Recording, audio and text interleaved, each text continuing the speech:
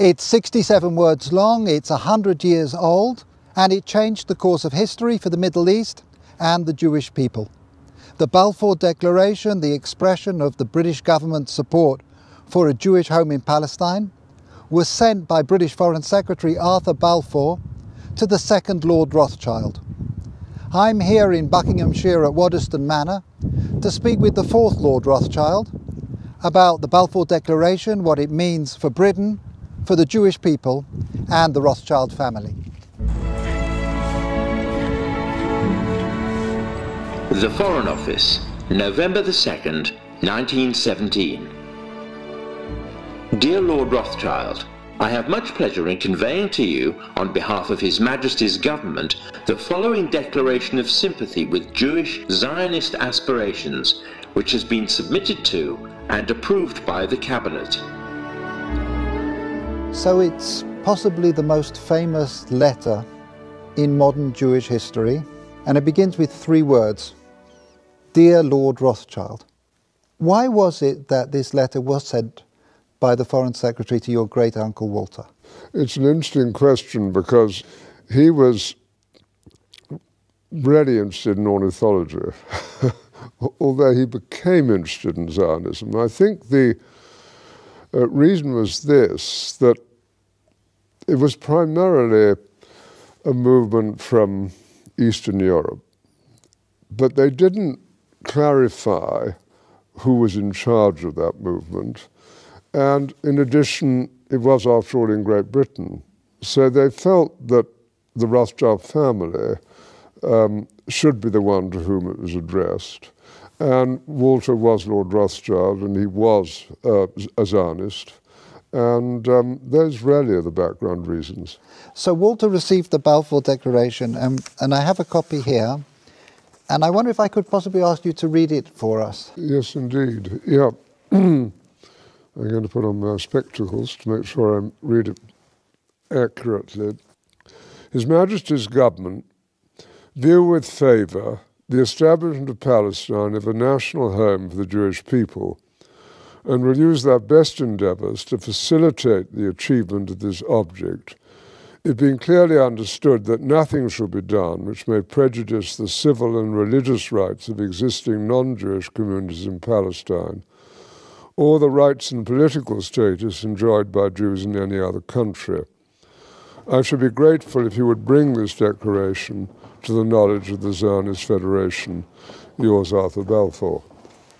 And here it is, the Balfour Declaration. What do you feel when you see it here? I genuinely feel it's one of the most extraordinary moments in the history of the Jewish people. If you think it took 3,000 years to get to this, and then you say, how did this miracle happen?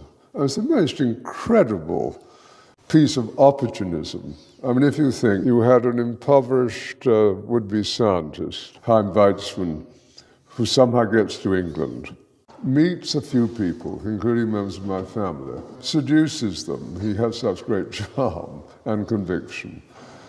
He gets to Balfour, and he unbelievably persuades Balfour and Lloyd George, the Prime Minister, and most of the ministers, that this idea of the national home for Jews should be allowed to take place. I mean, it's so unlikely. And then he's, starts to fight a difficult battle with the British cabinet, and this letter goes through 5 drafts, as you know. And in the end, it comes out as a rather compromising letter. I mean, the essential point is there for the Jewish community to fasten on to. You have the first bit, which promises a national home rather than the national home, and then you have the bit that nothing that's to be done should in any way harm the Arab community. But you come back to the big point, which is that this is perhaps the greatest event in Jewish life for thousands of years. And it's a miracle that it took place. And of course, the Rothschild family then as now filled 2 roles, because it wasn't just a leader of diaspora Jewry, it also played a very significant role in the early years of the establishment of the pioneer communities in Israel as well.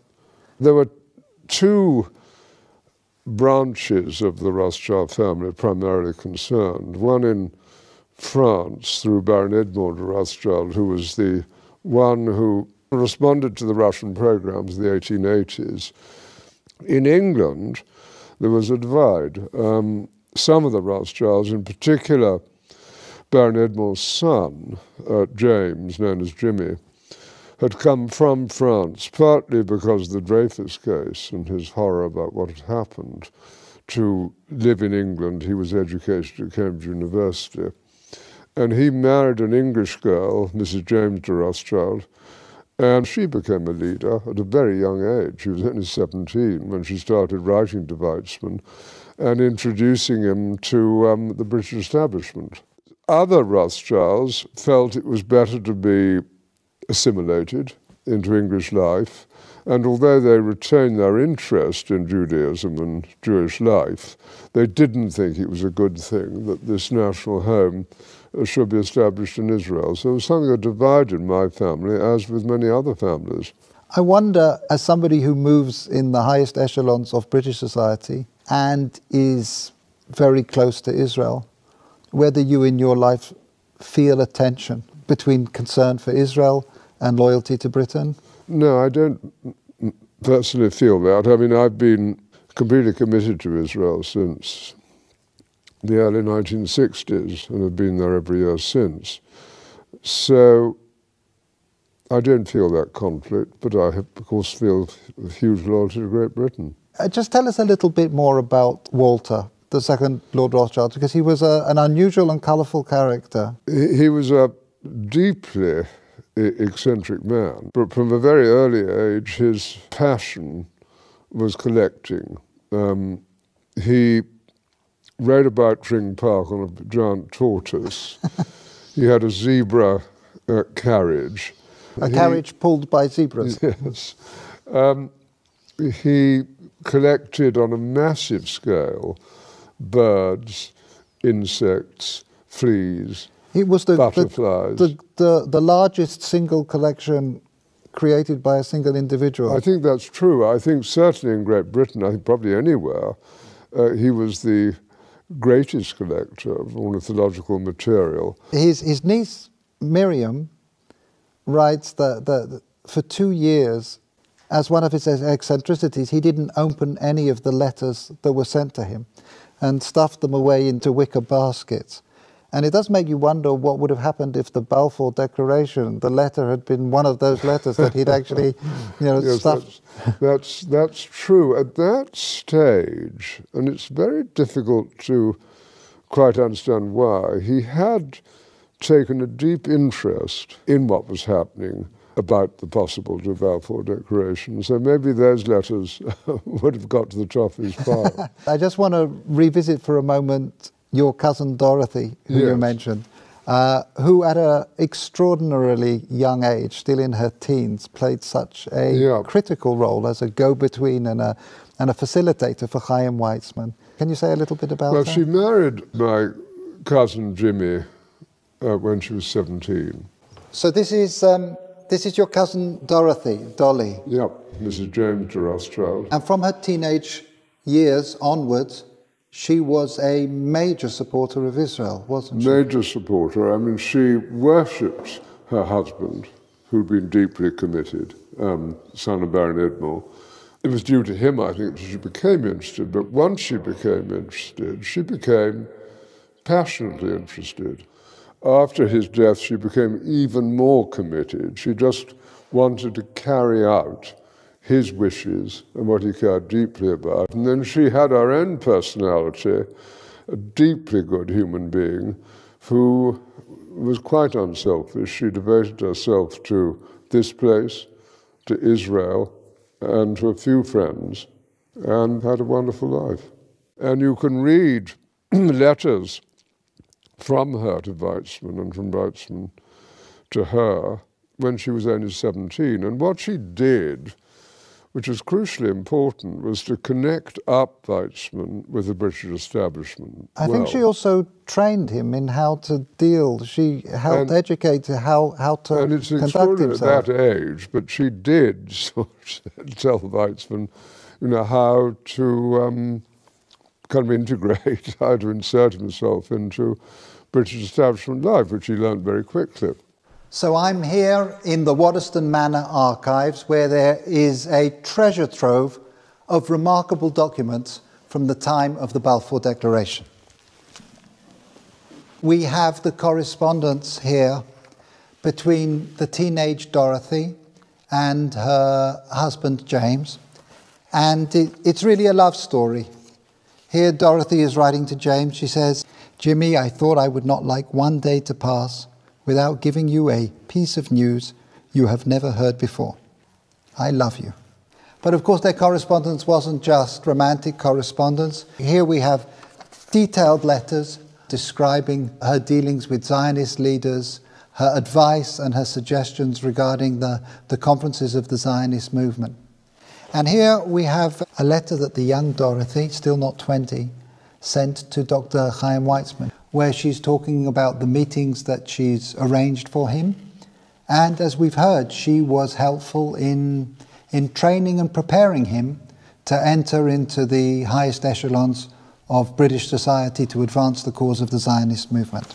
And she was an important character in your life as well. She really introduced you to Israel in some way. She was a crucially important character in my life. I became a trustee of Yad Hanadiv over 50 years ago. Which is the Rothschild Philanthropic Foundation. Yes, being our foundation. And I think I first went in 1962. Can you share with us your sense of what things have been changing in Israel since that first visit? Yes. As Israel, I think, became more and more successful in all sorts of ways, industrially successful, absorption successful, technologically successful, great universities, the problems with the wars that took place, being the clearest examples, of security became more paramount.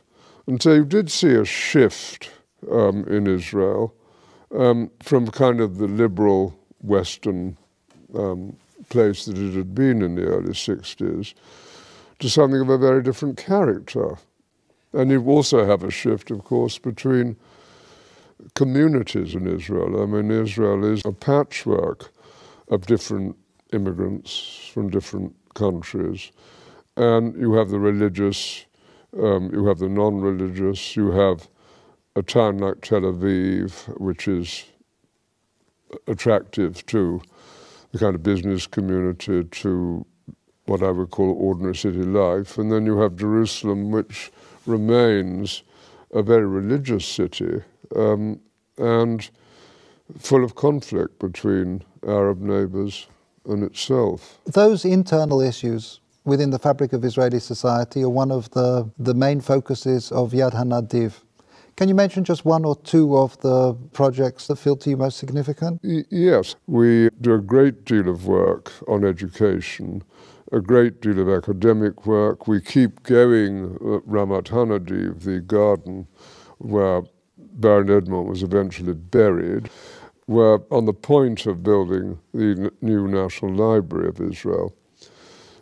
Two unexpected ones, perhaps. If you take the Orthodox community, it's important that they have employment. And we're trying to develop programs which it's possible for them to undertake. Similarly, you have a problem with Arab unemployment, and we set up jointly with the government employment centres to facilitate greater employment of Arabs within Israel. And so we're an active foundation trying to help with these fissures in Israeli life and to do some good. And we're sitting here looking forward to the 100th anniversary of this significant letter. If I can just ask you to think about the next centennial, 100 years' time, and just maybe share some of your hopes, your aspirations about where Israel will be?